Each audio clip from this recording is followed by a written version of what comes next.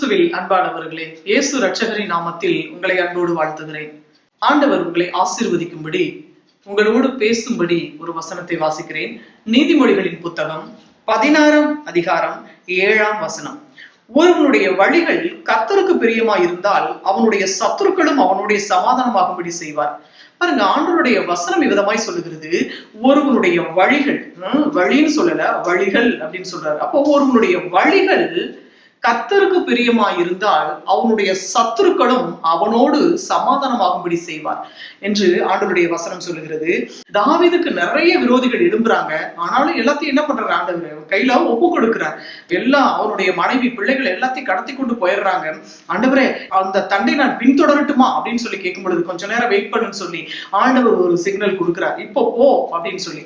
அப்போ போய் எல்லாத்தையும் மீட்டு கொண்டு வருகிறார். அப்போ அதே போல சத்துருக்கள் இன்னைக்கு எவ்வளவோ பேர் இருக்கலாம். ஆனா ஆண்டவர் தாவீது சொல்றது போல, என் தேவனை எப்பொழுதும் எனக்கு முன்பாக நான் வைத்திருக்கிறேன் அப்படின்னு சொல்றாரு. தேவன் என் வலது பாரசத்தில் இருக்கிறபடியா நான் அசைக்கப்படுவதில்லை அப்படின்னு சொல்றாரு. அதே போலதான் இன்றைக்கும் இதை பார்த்து கொண்டிருக்கிற நீங்கள் எப்பொழுதும் தேவனை உங்களுக்கு முன்பதாக வைத்திருக்கும் பொழுது, தேவனுடைய வழிகளில் நீங்கள் நடக்கும் பொழுது, உங்கள் சத்துருக்களையும் உங்களோடு கூட சமாதானமாகும்படி செய்வார். நீங்கள் வேலை பார்க்குற இடத்துல, நீங்க ஸ்கூல்ல ஒர்க் பண்றீங்களா, நீங்க எந்த இடத்துல நீங்க வேலை பார்த்தாலும் அந்த இடத்துல உங்களுக்கு சத்துருக்கள் எழும்புறாங்க, வீட்டுக்குள்ளேயே சத்துருக்கள் இருக்கிறாங்க, எனக்கு விரோதமா பகைக்கிறாங்க அப்படின்னா உங்களுடைய வழிகளை நீங்கள் ஆராய்ந்து பார்க்க வேண்டும் என்று சொல்லி கர்த்தர் சொல்லுகிறார். அப்போ உங்களுடைய வழிகள் கர்த்தருக்கு பிரியமா இருக்கும் பொழுது உங்களுக்கு விரோதமா எந்த சத்துருவும் இருக்க முடியாது.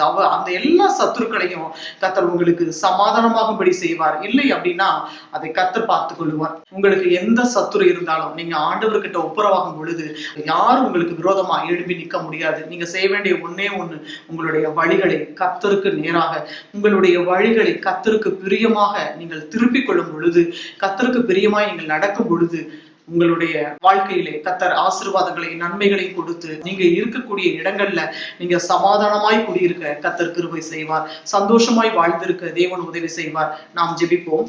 சர்வ வல்லமையுள்ள எங்கள் அன்பின் பரலோக பிதாவே, சுபாந்த நல்ல விலைக்காய் உமக்கு நாங்கள் நன்றி செலுத்துகிறோம். சுவாமி, ஒருவனுடைய வழிகள் கர்த்தருக்கு பிரியமாய் இருந்தால் அவனுடைய சத்துருக்களையும் அவனோடு சமாதானமாகும்படி செய்வேன் என்று நீர் சொல்லி இருக்கிறீர். ஆண்டவரே, அப்பா உமக்கு ஸ்தோத்திரம். சுவாமி, எனக்கு ஏன் இவ்வளவு விரோதிகள், எனக்கு ஏன் இவ்வளவு பகை அப்படின்னு சொல்லி ஆண்டவரே ஜனங்கள் ஒருவேளை கேள்வியோடு இருக்கலாம். ஆண்டவரே, இன்றைக்கு ஆண்டவரே அவர்களுடைய வழிகளை சீர்தூக்கி பார்க்க தகப்பனை நீர் உதவி செய்ய வேண்டும் என்று சொல்லி நாங்கள் செபிக்கிறோம். அப்பா ஆண்டவரே, உமக்கு பிரியமான வழிகளில் உம்முடைய ஜனங்கள் நடப்பதற்கு தகப்பனை நீர் அனுகிரகம் பண்ணுவீராக, நீர் உணர்த்துவீராக.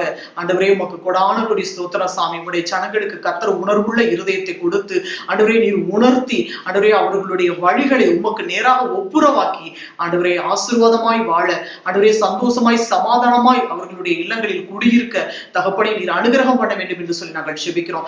ஜெபத்தை கேட்டதுக்காக நன்றி, பதில் கொடுத்ததுக்காக உமக்கு ஸ்தோத்திரம். இயேசு இரட்சகரின் நாமத்தில் செபிக்கிறோம் பிதாவே, ஆமென், ஆமென். பிரியமானவர்களே, உங்களுடைய வழிகள் கர்த்தருக்கு பிரியமாய் இருக்கும் பொழுது உங்களுடைய தேவைகள் எல்லாம் தேவன் சந்திப்பதற்கும் உங்களை சமாதானத்தோடு வழிநடத்துவதற்கும் அவர் சர்வ வல்லமுள்ள தேவனாய் இருக்கிறார். God bless you.